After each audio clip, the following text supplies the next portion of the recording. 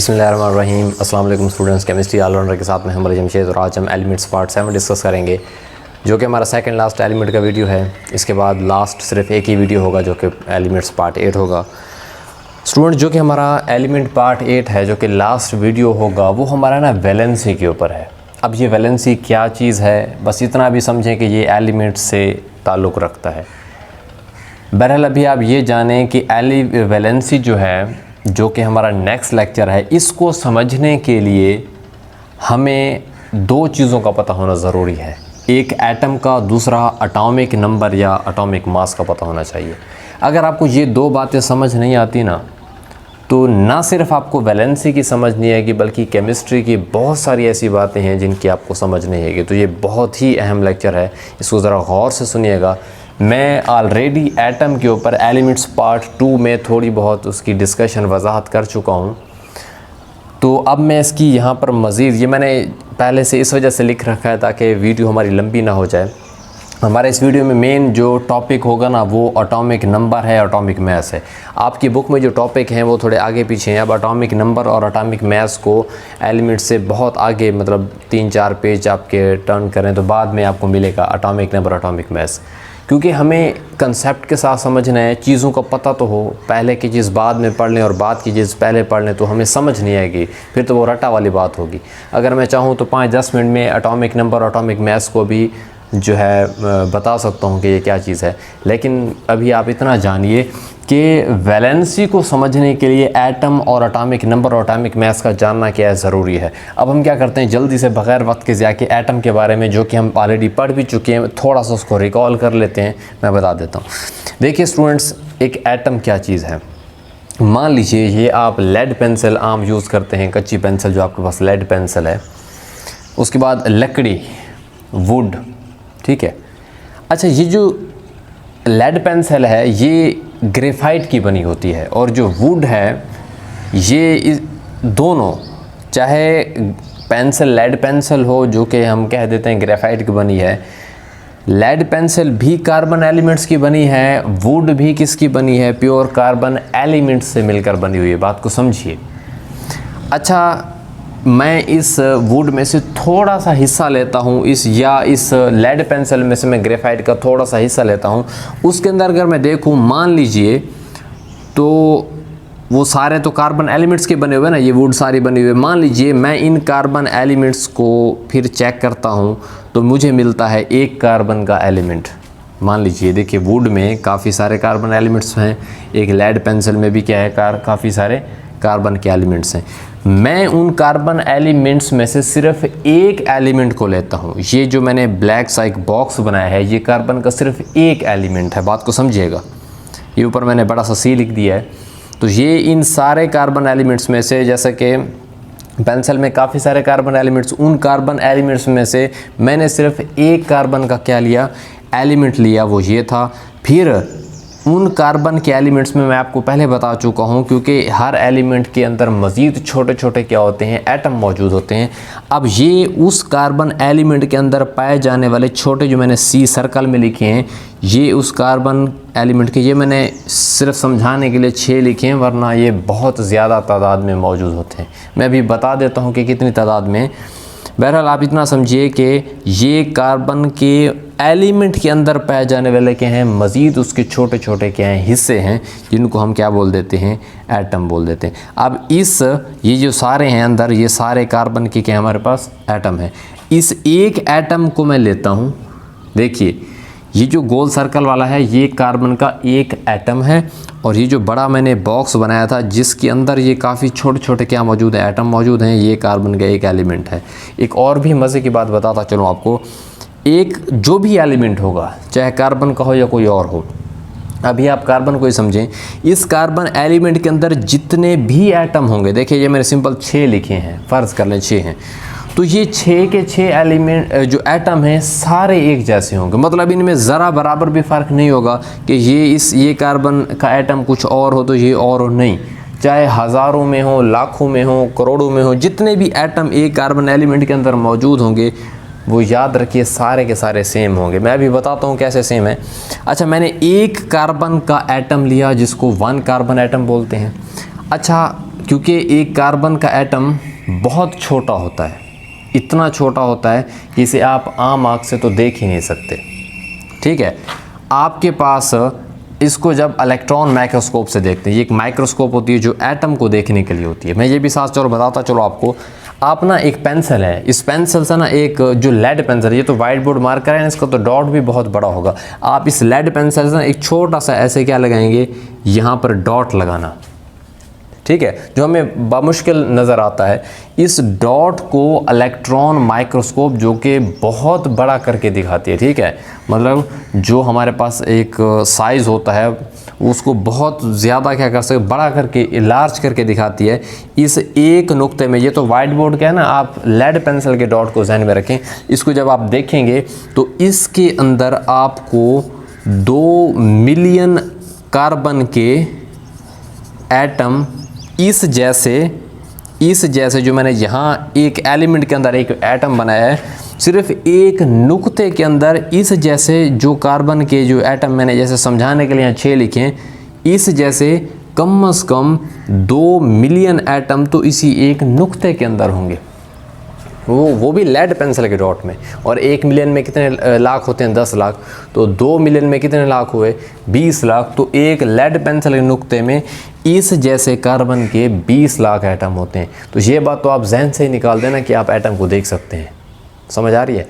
Atom को आप देख सकते हैं तो सिर्फ और सिर्फ इलेक्ट्रॉन माइक्रोस्कोप की मदद से क्या कर सकते हैं, देख सकते हैं। तो स्टूडेंट, जब आप इलेक्ट्रॉन माइक्रोस्कोप से एक एटम को देख लेंगे तो आपको एक कार्बन का एटम कुछ इस तरीके से, वो भी माइक्रोस्कोप में नज़र आएगा, वो इस तरीके से होगा। इसके सेंटर में इस तरीके से जो कि मैंने पॉजिटिव लिखा है, इसे हम बोल देते हैं न्यूक्लियस। बात को समझिएगा स्टूडेंट्स, ये किसी भी, ये एक कार्बन एटम को देख रहे हो, जैसे सिर्फ एक एटम को देखा तो बड़ा करके देखा तो आपको इस जैसा कार्बन का एक एटम ऐसे नजर आया, जिसके सेंटर को मैंने क्या लिखा है, पॉजिटिव। इस पॉजिटिव को हम क्या बोलते हैं, न्यूक्लियस, जिसके अंदर 2 चीज़ें होती हैं।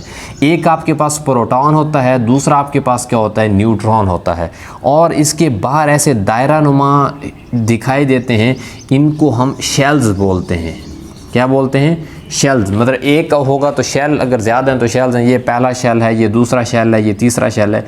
और हमने गौर से देखा तो इन शेल के अंदर इलेक्ट्रॉन थे। क्या थे, इलेक्ट्रॉन थे, जो कि हमें इसके अंदर ना घूमते हुए, जो इस दायरे में था वो यहाँ घूमता हुआ नज़र आया। तो इन शेल्स के अंदर हमें इलेक्ट्रॉन घूमते हुए क्या है, नज़र आए।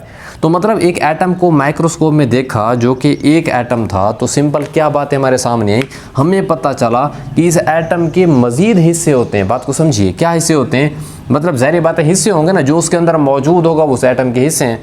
तो एक हमें क्या दिखा, बाहर दायरों में जो घूम रहे थे शेल्स के अंदर, वो थे इलेक्ट्रॉन। न्यू सेंटर में जिसको पॉजिटिव में बोल रहा हूँ, पॉजिटिव क्यों बोलते हैं ये भी बताता हूँ, क्योंकि इसका चार्ज होता है, क्योंकि इलेक्ट्रॉन के ऊपर कौन सा चार्ज होता है, नेगेटिव। प्रोटॉन के ऊपर चार्ज होता है पॉजिटिव, और न्यूट्रॉन का कोई चार्ज नहीं होता, ज़ीरो होता है। तो इस वजह से ये जो प्रोटॉन और न्यूट्रॉन सेंटर में होते हैं, तो न्यूट्रॉन का तो कोई चार्ज नहीं, इसके ऊपर प्लस है, इस वजह से हम इसको प्लस से शो कर देते हैं कि प्रोटॉन का चार्ज मौजूद है। तो समझिए अभी कि प्रोटॉन और क्या हमारे पास स्टूडेंट क्या है, न्यूट्रॉन मौजूद हैं इसके सेंटर में।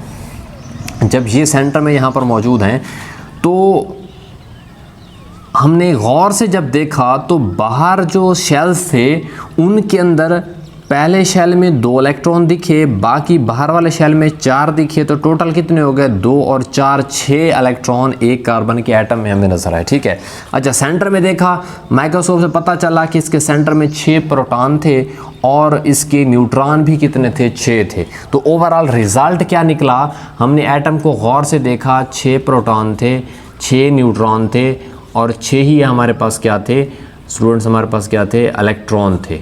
6 इलेक्ट्रॉन, 6 प्रोटॉन, 6 न्यूट्रॉन। ये भी मैं सिर्फ और सिर्फ एक कार्बन एटम की बात कर रहा हूँ। अच्छा, जब ये रिज़ल्ट निकला तो हम इस पूरी बात को, केमिस्ट ने सोचा कि कोई आसान तरीका हो जिससे हम इसको ना बता सकें अगले को। अब ऐसा थोड़ी है कि हर एलिमेंट के एक एटम को माइक्रोस्कोप में देखें। तो जो हमारे पास साइंटिस्ट थे, क्योंकि हमारे पास 118 एलिमेंट थे, उन्होंने हर एलिमेंट को ऐसे चेक किया। तो अभी हम सिर्फ कार्बन के एटम को ही चेक कर रहे हैं। जब इसको उन्होंने चेक किया तो 12 ऐसे सैम्पल, ये उन्होंने क्या क्या समझाने के लिए, इस पूरी कहानी को जो मैंने यहाँ समझाया है वो सिर्फ एक सैम्पल बता सकता है। कैसे, कार्बन के एक एटम, क्योंकि कार्बन क्या है, उसे हम कार्बन को C से ज़ाहिर करते हैं तो C लिख दिया। अच्छा, हमारे न्यूक्लियस में यहाँ जो एटम है, ठीक है, वहाँ पर क्या मौजूद है, प्रोटॉन और न्यूट्रॉन मौजूद हैं। प्रोटॉन 6 हैं, न्यूट्रॉन भी कितने 6 हैं। याद रखिए अगर प्रोटॉन और न्यूट्रॉन जो कि न्यूक्लियस के अंदर मौजूद हैं, इनको कर दें जमा, 6 + 6 ये कितने हो जाएंगे, 12।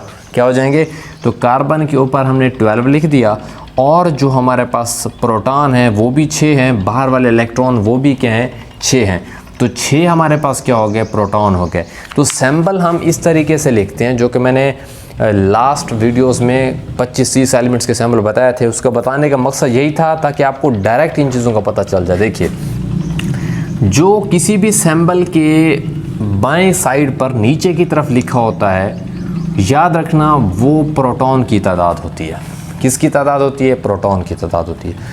और जो ऊपर की तरफ लिखा होता है, लेफ़्ट साइड पर सैम्पल के बिल्कुल ऊपर लिखा होता है, वो उसके प्रोटॉन और न्यूट्रॉन दोनों की तादाद होती है। बात को समझिएगा। और ये दोनों कहाँ मौजूद हैं, ज़रा गौर से देखें। ये प्रोटॉन और न्यूट्रॉन जो कि पॉजिटिव बोला था, ये दोनों के दोनों किस में, न्यूक्लियस के अंदर मौजूद हैं। मैं सिंपल बोलूँ तो ये जो ऊपर 12 है, असल में न्यूक्लियस में मौजूद जो ज़रात हैं, पार्टिकल हैं, उनकी तादाद है। किसकी तादाद है, उनकी तादाद है। क्योंकि ये एटम के अंदर मौजूद हैं, इसी वजह से इनको सब एटॉमिक पार्टिकल, सब छोटे के बोलते हैं, एटम के अंदर पाए जाने वाले छोटे पार्टिकल, सब एटॉमिक पार्टिकल्स भी बोलते हैं इसको। तो बात को समझिए, ये जो 12 ऊपर लिखा है, ये 12 आपको ये बात बता रहा है कि उस एटम के न्यूक्लियस में प्रोटॉन और न्यूट्रॉन हैं, उनका जो मजमुआ है, सम है P+N, यानी कि आपको जो ऊपर लिखा होता है, जो 12 लिखा हुआ है, ये आपको दो बातें बताता है कि इसके अंदर प्रोटॉन और न्यूट्रॉन कितने हैं। और जो हमारे पास डाउन की तरफ 6 होता है, ये आपको ये बताता है कि उस एटम के अंदर सिर्फ प्रोटॉन कितने हैं। एक बात पता चल गई, इसमें इलेक्ट्रॉन का कोई जिक्र नहीं है यहाँ पर, ठीक है। लेकिन मैं आपको एक बात बता दूँ, यही जो P+N है, जो इनको ऐड करते हो किसी न्यूक्लियस के अंदर, P+N प्रोटॉन न्यूट्रॉन को ऐड करते हो, जो भी जवाब निकलता है वो उसका क्या कहलाता है, एटॉमिक मास कहलाता है। क्या कहलाता है, ये इस एटम का मास ऐसे निकालते हैं। एक एटम का मास कैसे निकालते हैं, प्रोटॉन और न्यूट्रॉन को जमा करें, वो उसका एटॉमिक मास कहलाता है। मतलब एक एटॉमिक नाम से ज़ाहिर है, देखें एटॉमिक मास, एक एटम का मास, या सिंपल उसको मास नंबर भी बोल देते हैं। अच्छा, उसके बाद ये जो 6 नीचे होता है, ये आपके पास एटॉमिक नंबर, एक एटम का क्या कहलाता है, नंबर कहलाता है। इसका मतलब है जो एटम का नंबर होता है वो और कुछ भी नहीं है, सिंपल उसके अंदर पाए जाने वाले प्रोटॉन की तादाद है। और एटॉमिक मास कुछ भी नहीं है, बल्कि क्या है, उस एटम के जो कि न्यूक्लियस में मौजूद होते हैं दो चीज़ें, क्या, प्रोटॉन और न्यूट्रॉन का तादाद का मजमूआ है, उसे हम क्या बोलते हैं, एटॉमिक मास या मास नंबर बोल देते हैं। तो स्टूडेंट्स, आई होप आपको इसमें किसी तरह की कोई कन्फ्यूजन नहीं होगी। फाइनली क्या रिज़ल्ट निकला, फाइनली ये निकला, ये जो ऊपर लेफ़्ट साइड पर लिखा होता है अदद, वो प्रोटॉन और न्यूट्रॉन की सिंपल इकट्ठी तादाद को बोलते हैं, जिसको हम एटॉमिक मास या मास नंबर बोलते हैं। और जो नीचे की तरफ लिखा होता है वो कुछ भी नहीं होता, बल्कि क्या होता है, सिर्फ P प्रोटॉन की तादाद होता है, उसी को हम क्या बोल देते हैं, एटॉमिक नंबर बोल देते हैं। तो ये चीज़ है। ये तो मैंने एक ज़रा कंसेप्ट देखें, एक पेंसिल या वुड में से काफ़ी सारे कार्बन एलिमेंट होते हैं, उनमें से मैंने एक एलिमेंट में से काफ़ी सारे क्या होते हैं, कार्बन, ये एक एलिमेंट में काफ़ी सारे कार्बन एटम होते हैं। इनकी थोड़ा साइज़ बताया कि एक डॉट में कम से कम पेंसिल के नुक्ते में 20 लाख 2 मिलियन एटम इस जैसे होते हैं। बहरहाल हमें उससे कॉन्सर्न नहीं है, मतलब हम आम आँख से उसको देख नहीं सकते। एक कार्बन एटम को इलेक्ट्रॉन माइक्रोस्कोप में हमने देखा तो पता चला इस तरह का नज़र आया। इसके न्यूक्लियस में क्या होता है, इसका सेंटर में प्लस है जिसमें प्रोटॉन और न्यूट्रॉन होते हैं। प्लस क्यों है ये भी बता दिया, क्योंकि इसका चार्ज प्लस होता है, इसका कोई चार्ज नहीं होता, ज़ीरो होता है। और हमारे पास इलेक्ट्रॉन के ऊपर कौन सा चार्ज होता है, नेगेटिव चार्ज होता है। ठीक हो गया। तो इसके सेंटर में प्रोटॉन और न्यूट्रॉन होते हैं। अगर उनको जमा कर दें, ये भी मैं बताता हूँ कि ये कैसे निकलेंगे, ठीक है। ये आप क्योंकि चेक करने के बाद पता चला, प्रोटॉन और न्यूट्रॉन को ऐड किया, रिजल्ट निकला 12 P+N, उसी को हम बोलते हैं एटॉमिक मास। और ये 6 जो होता है ये सिर्फ़ और सिर्फ प्रोटॉन की तादाद को बताता है, इसको हम क्या बोल देते हैं, एटॉमिक नंबर बोल देते हैं। तो देखिए, अगर मैं आपको सिंपल C12 और 6 बता दूं, ठीक है, तो आप ये बता सकते हो कि ये चीज़ क्या बता रहा है। जो मैं समझाना चाह रहा था, जब भी आपके पास C12 और 6 आ जाए तो आपके फौरी जहन में आ जाना चाहिए कि जो 6 है ये सिर्फ प्रोटॉन है, और जो ऊपर 12 है ये प्रोटॉन भी हैं और साथ में न्यूट्रॉन, दोनों को ऐड किया हुआ है। बस यही समझाना चाह रहा था मैं कि इस कहानी को डायरेक्ट सिंबल में आप कैसे जान सकते हो कि ये क्या चीज़ लिखी हुई है। आई होप आपको इसमें किसी तरह की कोई कन्फ्यूजन नहीं होगी। छोटी सी एग्जांपल और ले लेते हैं हम, जैसे कि पानी है, आप रोज़मर्रा ज़िंदगी में इस्तेमाल करते हैं। एक पानी के अंदर क्या होता है, H2O फार्मूला है इसका। अब ये अगर मान लीजिए ऑक्सीजन एलिमेंट है, ऑक्सीजन एलिमेंट के अंदर फिर पाए जाने वाले क्या होते हैं, छोटे छोटे एटम होते हैं। जैसे सेम मैंने कार्बन का लिखा है, अब मैं जल्दी से बताऊंगा क्योंकि ये मैं समझा चुका हूँ। इनका भी सेम यही तरीका है। वैसे इलेक्ट्रॉन माइक्रोस्कोप में देखना है सारा कुछ। जब आप इस ऑक्सीजन एलिमेंट को देखेंगे तो ऐसे नज़र आते हैं, इसके ना प्रोटॉन 8 नज़र आते हैं यहाँ पर, इसके न्यूट्रॉन भी 8 नज़र आते हैं, इसके बाहर ये जो इलेक्ट्रॉन है ये भी क्या नज़र आते हैं, 8 नज़र आते हैं। प्रोटॉन भी 8, न्यूट्रॉन भी 8, इलेक्ट्रॉन भी 8। तो इसमें से इस तरह से हाइड्रोजन, क्योंकि 2 है ना, हाइड्रोजन भी है ऑक्सीजन भी। अगर हाइड्रोजन एलिमेंट है तो उसके अंदर फिर वैसे क्या होंगे, हाइड्रोजन के एटम होंगे। उनमें से मैंने एक को चेक किया, पता चला उसके सेंटर में एक प्रोटॉन है, न्यूट्रॉन बिल्कुल है ही नहीं, और इलेक्ट्रॉन बाहर सिर्फ एक है जो आपको दिख रहा है। तो ये 2 हाइड्रोजन एटम है दिए, मैंने इस वजह से लिख दिया। तो एक एटम इस तरीके से होता है, तो जिसका ये रिज़ल्ट है। तो ज़रा समझिए इस बात को, देखें। तो पानी कैसे बना, ऑक्सीजन के एक एटम यहाँ, एटम आया, एलिमेंट नहीं, एटम यहाँ से आया, 2 हाइड्रोजन के एटम यहाँ से, ये आपस में मिले तो पानी का जाके मालिक्यूल एक बना। ठीक है, मतलब पानी बना, सिंपल। तो आप एक बात तो गौर कर लें, ये मैंने यहाँ 3 एलिमेंट की एग्जांपल, 118 में से मैंने 3 एलिमेंट की एग्जांपल आपके सामने दी है। ये कार्बन का एक एटम की मिसाल दी, उसके एलिमेंट से एक एटम निकाला, ऑक्सीजन के एलिमेंट्स में से एक एटम निकाला, हाइड्रोजन के एलिमेंट्स में से एक एटम निकाला। ज़रा गौर से देखें, क्या ये एटम एक जैसे हैं? इसके देखें, प्रोटॉन 8, न्यूट्रॉन 8, इलेक्ट्रॉन 8, इसके 6 इलेक्ट्रॉन, प्रोटॉन, न्यूट्रॉन। इसका प्रोटॉन 1, न्यूट्रॉन 0, इलेक्ट्रॉन 1। ये कैसे निकलते हैं मैं सारा समझाऊंगा, लेकिन अभी जो मैं समझाना चाह रहा हूँ, देखें इन तीनों में फ़र्क है। तो पहली बात तो क्लियर हो गई कि जितने 118 एलिमेंट हैं उनका कोई भी एटम एक दूसरे से एलिमेंट मिलते नहीं है। क्यों एलिमेंट क्यों नहीं मिलते? क्योंकि उनके एटम ही नहीं मिलते। उनके एटम, कार्बन के एटम इस तरह के होते हैं, इनकी ये रेशो है, ऑक्सीजन के ये होते हैं, हाइड्रोजन के ये होते हैं। तो मैंने आपको ये ऑलरेडी बता चुका हूँ। एलिमेंट क्या होता है, एलिमेंट खुद ग्रुप ऑफ सिमिलर एटम होता है, उसके सारे अपने एटम एक जैसे होते हैं। ऑक्सीजन के खुद के अपने सारे, किसी को भी चेक करो सारे ऐसे होंगे, हाइड्रोजन किसी भी को चेक करो ऐसे होंगे, लेकिन एक दूसरे के साथ एलिमेंट के एटम नहीं मिलते। ऑक्सीजन का एटम और हाइड्रोजन एलिमेंट के एटम कभी भी सेम नहीं हो सकते, इवन के 118 के खुद के किसी के भी सेम नहीं हो सकते। तो ये बात आपको तो यहाँ पर पता चल गई। तो आई होप आपको इसमें किसी तरह की कोई कन्फ्यूजन नहीं होगी। अब जल्दी से इसको हम फिनिश कर देते हैं, समराइज़ कर देते हैं, ताकि हम आसानी से इसको समझ सकें। लेक्चर थोड़ा सा बड़ा हो रहा है, लेकिन स्टूडेंट्स रट्टा नहीं लगाना, थोड़ा सा भी सम पढ़ लेना, लेकिन उसको समझ के पढ़ें। ये वो वाले कंसेप्ट हैं जो आपके लाइफ टाइम आपके साथ रहेंगे। तो मैं भी कोशिश कर रहा हूँ, आप भी ज़रा गौर से इसको समझिए। देखिए 118 एलिमेंट, उनमें से हर एलिमेंट के क्या होते हैं, जो एटम होते हैं वो मुख्तलिफ होते हैं। तो सिंपल, अब मैं वही बात अगर जो मैंने यहाँ सारी समझाई है, मैं अगर यहाँ ऐसे लिख दूँ तो आपके फौरी जहन में आना चाहिए कि भाईजान ये वाला जो 6 है ये प्रोटॉन का है और किसी भी एलिमेंट का सिंबल हो।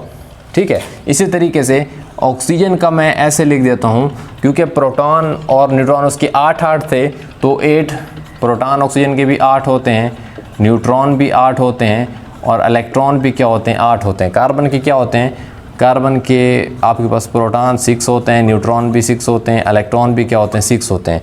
क्योंकि ये 6 नीचे वाला जो होता है, याद रखिएगा, जो सिंबल के लेफ़्ट साइड पर डाउन की तरफ है, ये सिर्फ प्रोटॉन की तादाद होती है, और कार्बन के प्रोटॉन कितने हैं, 6 हैं। ठीक है, तो ये सिर्फ प्रोटॉन की तादाद बताता है। और ये वाला जो होता है ये P+N, याद रखना है, प्रोटॉन और न्यूट्रॉन को बताता है, जो असल में क्या होते हैं, वही न्यूक्लियस बनाते हैं, न्यूक्लियस में मौजूद होते हैं। तो क्या होते हैं, 6 + 6 क्या हो गया, ये प्रोटॉन भी 6, न्यूट्रॉन 6, कितना हो गया, 12 हो गया आपके पास। तो ऑक्सीजन का हम कैसे लिखेंगे, इसके प्रोटॉन, अब सिंपल डायरेक्ट लिखते जाएं, इसके प्रोटॉन कितने, नीचे लिख दो 6, प्रोटॉन और न्यूट्रॉन कितने, 8 + 8 कितने हो गए, 16। तो अब आपको किसी भी चीज़ का सिंबल दिखे तो आपको डायरेक्ट पता चल जाए। हाइड्रोजन का क्या होता है, हाइड्रोजन का 1 और 1 ऐसे होता है। इसका मतलब ये हुआ इसका प्रोटॉन, नीचे वाला तो प्रोटॉन होता है ना, ये प्रोटॉन एक है और ये ऊपर वाला क्या होता है, प्रोटॉन प्लस क्या होता है, न्यूट्रॉन। क्योंकि आपको अभी मैंने बताया कि इसका न्यूट्रॉन होते ही नहीं है, तो 0 जमा 1 करेंगे तो फिर वही 1 निकलेगा। तो बहरहाल इसी तरीके से 118 एलिमेंट के हर एटम को आपने इस तरीके से सैम्पल की फॉर्म में लेकर आना है, ताकि हमें आसानी के साथ उनको समझने में कोई प्रॉब्लम ना हो। तो बहरहाल ये जब सारी बात समझ आ गई, इसको मज़ीद आसान करने के लिए उन्होंने एक सिंपल बात बोली थी। उन्होंने कहा ऐसे करो, ये जो ऊपर वाला होता है ना, ऊपर वाला एटम के ऊपर वाला, इसको आप नाम दे दो एटॉमिक मास का, और ये जो डाउनवर्ड वाला होता है इसको नाम दे दो एटॉमिक नंबर का। मतलब दूसरे लफ्ज़ों में प्रोटॉन की तादाद है ये, और ये क्या है, प्रोटॉन और न्यूट्रॉन की तादाद है, इसको नंबर दे दो इलेक्ट्रॉन का। तो पता चला कि एटॉमिक मास कुछ भी नहीं है, बल्कि क्या है, वो सिर्फ़ और सिर्फ उस एटम में मौजूद, क्योंकि ये सारे किसी भी एटम के न्यूक्लियस में होते हैं, उसमें मौजूद प्रोटॉन और न्यूट्रॉन का जो है ना सम है। और ये कहाँ पर मौजूद होते हैं, ये किसी भी एटम के न्यूक्लियस में मौजूद होते हैं। मैं आपको ऑलरेडी बता चुका हूँ, ये सेंटर में यहाँ पर मौजूद होते हैं, P+N यहाँ मौजूद होते हैं। तो एटॉमिक मास की हम डेफिनेशन क्या करेंगे कि the sum of proton and neutron present in the nucleus of an atom, किसी भी एटम के न्यूक्लियस में मौजूद प्रोटॉन और न्यूट्रॉन की तादाद के मजमूए को हम क्या बोलते हैं, एटॉमिक मास बोलते हैं। इसी वजह से एटॉमिक नंबर हमारे पास स्टूडेंट्स क्या है, एटॉमिक नंबर जो है, तो स्टूडेंट्स एटॉमिक नंबर कुछ भी नहीं है, बल्कि क्या है, उस एटम के अंदर मौजूद सिर्फ़ और सिर्फ किसकी तादाद है, प्रोटॉन्स की तादाद को हम क्या बोल देते हैं, एटॉमिक नंबर बोल देते हैं। तो अब हम क्या करते हैं, इसको जनरली मज़ीद देख लेते हैं। और एटॉमिक नंबर का जो सिंबल होता है, इसको रिप्रेजेंट किया जाता है, उसको हम जी से करते हैं। किससे ज़ाहिर करते हैं, एटॉमिक नंबर को जी से ज़ाहिर करते हैं। अब इसको हम जी से क्यों ज़ाहिर कर रहे हैं, क्योंकि पुराने टाइम में जब इनको नंबर दिया जाता था, जो शुरुआत में था, जी असल में ना एक जर्मन ज़बान का लफ्ज़ है, जर्मन। ये जो जर्मनी के लोग थे, वो, हम इंग्लिश में तो उसको नंबर बोलते हैं ना, इंग्लिश में तो हम क्या बोलते हैं, उसको नंबर बोल देते हैं। तो वो जर्मन में नंबर के लफ्ज़ को ना जहल बोलते थे, जहल, ZAHL, जहल, ठीक है। सो जहल का मतलब यही क्या होता है, नंबर होता है। इसी वजह से ये जी इस लिहाज से क्या है, मशहूर है। तो ये एटॉमिक नंबर के लिए याद रखना, उसको हम जी से ज़ाहिर करते हैं। और सिंपल एटॉमिक मास को आप सिंपल ए से ज़ाहिर कर देते हैं, एटॉमिक ए से उसका ले लेते हैं, ये किसी और ज़बान का वर्ड नहीं है। तो एटॉमिक मास को ए से रिप्रेजेंट कर देते हैं और एटॉमिक नंबर को जी से रिप्रेजेंट कर देते हैं। तो इसका मतलब ये हुआ कि ये कार्बन एलिमेंट, सॉरी जो एटम है, ये कार्बन एटम का क्या है, हमारे पास ए है, क्योंकि ये ऊपर वाला एटॉमिक मास होता है और नीचे वाला 6 क्या होता है, एटॉमिक नंबर होता है। इसी वजह से ये हमारे पास क्या है, जी है। तो देखें कितना आसान सा था, मैंने बहुत ही सिंपल तरीके से आपको समझाने की कोशिश की है। अब मैं जल्दी से आपको मज़ीद इनकी कुछ एग्जांपल दे देता हूँ। जैसा कि आपने अक्सर देखा होगा, मैंने उस दिन सैम्पल आपको करवाए, वो लाजमी याद करने, वो मैं जो 20 एलिमेंट के साथ एटॉमिक नंबर और एटॉमिक मास दिया था, वो इसी वजह से था। अब आप हर एक एलिमेंट के एटम को, 118 एलिमेंट के एटम को माइक्रोस्कोप में चेक करके नहीं बताना, बस डायरेक्ट उन्होंने, केमिस्ट ने ये सारे एक्सपेरिमेंट करके हमें ये पहले बता दिया है। तो हमने सिंपल इनको क्या रखना है, याद रखना है, और ये बहुत ज़्यादा यूज़ होते हैं ताकि आसानी से इनको समझ सकें। अच्छा देखिए, आपके पास काफ़ी सारे एलिमेंट हैं, जैसा कि नाइट्रोजन है, नाइट्रोजन का ऐसे 7 होता है और ये 14 है। अब आप खुद समझते आइए, 14 क्या है, पक्की बात है, ये हमारे पास क्या होता है, एटॉमिक मास होता है। नीचे वाला 100% याद रखना है क्या होता है, एटॉमिक नंबर होता है। और ये सिर्फ़ और सिर्फ जो ही आप डाउनवर्ड देखें समझ जाना ये प्रोटॉन है, और यही क्या है आपके पास, जी है, यानी कि एटॉमिक नंबर है। और ऊपर वाला क्या है, ये प्रोटॉन प्लस न्यूट्रॉन है, और डायरेक्ट कह देना है ये ए क्या है, एटॉमिक मास है। तो किसी भी सिंबल को देखो, याद रखना, कोई भी एलिमेंट का एटम मैच नहीं होता। देखें, इसके और हैं, इसके और हैं, ऑक्सीजन के और हैं, हाइड्रोजन के और होते हैं। तो 118 एलिमेंट की ऐसे चेक करके सबके दे दिए आपको। जैसा कि मैं एक और एग्जांपल ले लेता हूँ, आपके पास सोडियम है Na, उसका 11 होता है, 23 है। 23 सोडियम का क्या है, ये एटॉमिक मास है, ये एटॉमिक नंबर है। मतलब ये प्रोटॉन और न्यूट्रॉन की तादाद है, ये किसकी तादाद है, ये सिर्फ प्रोटॉन की तादाद है। इसी तरीके से आपके पास काफ़ी सारे एलिमेंट हैं। मैग्नीशियम का देख लें, ये 24 और 12 होता है। इसी तरीके से कैल्शियम का देख लें, ये 40 और 20 होता है। ये आपको 20 तक तो लाजमी याद रखने, जो मैंने अभी आपको बताया है कि एलिमेंट्स टू रिमेंबर आपने करने हैं। सो उसके बाद आपके पास इस तरह से काफ़ी सारे हैं। आप और एग्जांपल ले सकते हैं, जैसा कि आपके पास एल्यूमिनियम है, ये 27 होता है और ये 13 होता है। तो देखिए ये सारे ये जो रिज़ल्ट निकले हुए हैं ना, ये केमिस्ट ने चेक करके आपको बताए हैं। ये क्या कहें, चेक करके हर एक के, ये एक एक सोडियम एलिमेंट नहीं है, उनका एक एक एटम है, जो कि अभी मैंने कार्बन का वो सारा आपको एटम बना के दिखाया। हमें डायरेक्ट बस इनको देख के डायरेक्ट पता चल जाएगा कि कितने इसके प्रोटॉन हैं और ये 23 प्रोटॉन और न्यूट्रॉन किस तरीके से हैं। आई होप आपको इसमें किसी भी तरह का कोई मसला नहीं होगा। अब मैं जल्दी से क्या करता हूँ, ये सैम्पल आपको पता चल गया इलेक्ट्रॉन माइक्रोस्कोप की मदद से हर एलिमेंट के एक एक एटम, और हमें पता है कार्बन का जैसे कि एक एटम इस तरीके से और सारे एटम एक जैसे होते हैं, सो सबका रिज़ल्ट क्या हो सकता है, इसी तरीके से सेम होगा। तो स्टूडेंट्स, ये हमारे पास एटॉमिक नंबर और एटॉमिक मास के ऊपर जो उसका पार्ट 1 का वीडियो है। नेक्स्ट वीडियो, इसी वीडियो का जो बकिया हिस्सा है वो रिमेनिंग पार्ट 2 में आप देख लें। उसके बाद आपको जो है वैलेंसी की वीडियो को क्या है वॉच करना है। तो इसको ज़रा समझ लिए कंसेप्ट के साथ। मिलते हैं नेक्स्ट वीडियो में। थैंक यू, अल्लाह हाफिज़।